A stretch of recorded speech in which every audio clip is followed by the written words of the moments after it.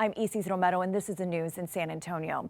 Police are investigating the death of a woman whose body was found this morning on the city's northwest side. Police responded around 7 a.m. to Fredericksburg Road near Vance Jackson. Police say another woman noticed the body while out walking. Investigators believe the woman's death is medically related. No foul play is suspected at this time. A San Antonio man thought he was just helping someone in need, but that act of kindness turned into a frightening ordeal. Investigators say two men convinced an 85-year-old man to drive them around, then forced him to withdraw money from the bank. Now police are asking for your help to find the suspects. Rania Kaur has the story. Police tell us it all started when an elderly man was approached by a man for a ride to the pharmacy. It happened a Thursday afternoon in August. On August 28th, police say the 85-year-old man agreed to give the guy a ride, driving the man to a Walgreens. Then the man was joined by another man who took the victim's phone and demanded to be driven to a bank and convinced the victim to withdraw a large amount of money. Once they got the money, the men took off in a white 2006 Ford Explorer. The victim told police he was scared for his safety, which is why he complied. We don't know how much money the man withdrew. Police released these pictures in hopes someone can help identify the suspects. Anyone with any information that can help lead to an arrest could receive a reward of up to $5,000. If you know anything, you're asked to call 210-224-STOP. Rania Kaur, KENS 5.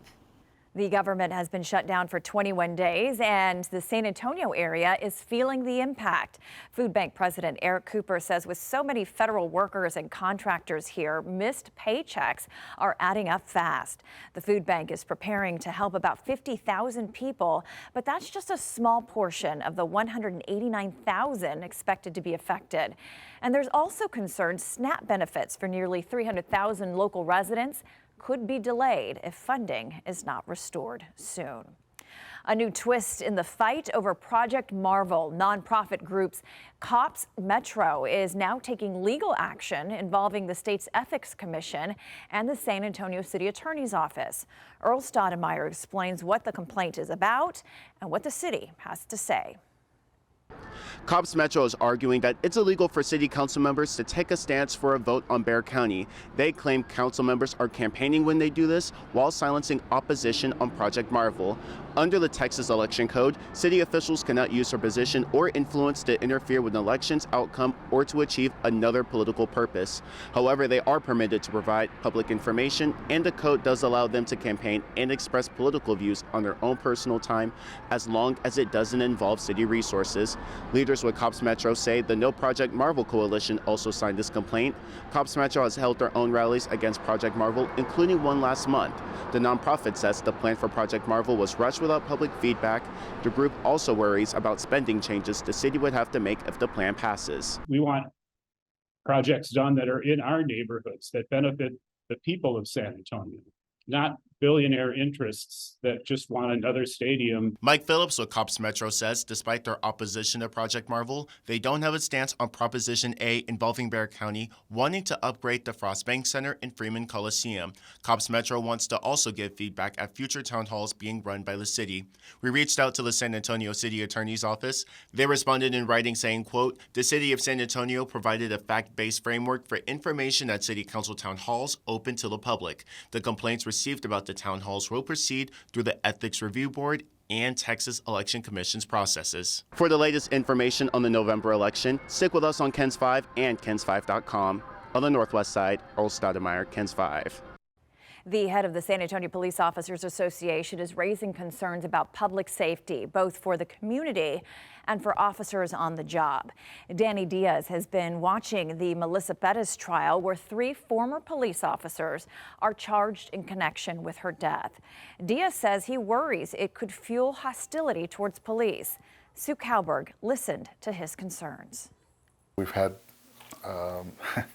20 officers shot in 3 years. That's way too many. You know, on an average, historically, we might have 1 or 2, maybe every 5 to 7 years. Danny Diaz leads more than 2,500 officers who belong to the association. Officers are hesitant in doing their job also, and I'll give you a prime example of what transpired at the court hearing. Diaz says many are concerned with trial rhetoric happening in the police shooting death of Melissa Perez. He claims it's inflammatory, an implication that it's okay to attack officers. If an individual hit him in the head with a hammer and killed him, they would be justified because he was in an apartment that he shouldn't have been. But what that prosecutor forgets is there was a call for a felony act.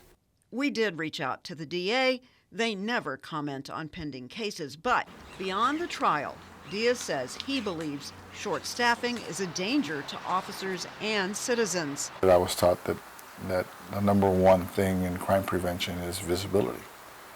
It's kind of hard when you can't find officers because there's not enough to go around. The current collective bargaining agreement between the city and the officers expires just 11 months from now, and new talks are scheduled to begin in the new year. So as we move closer, expect to hear a lot more talk like this as both sides seek to create a strong bargaining position. Sue Kelberg, KENS 5. And that's the news in San Antonio.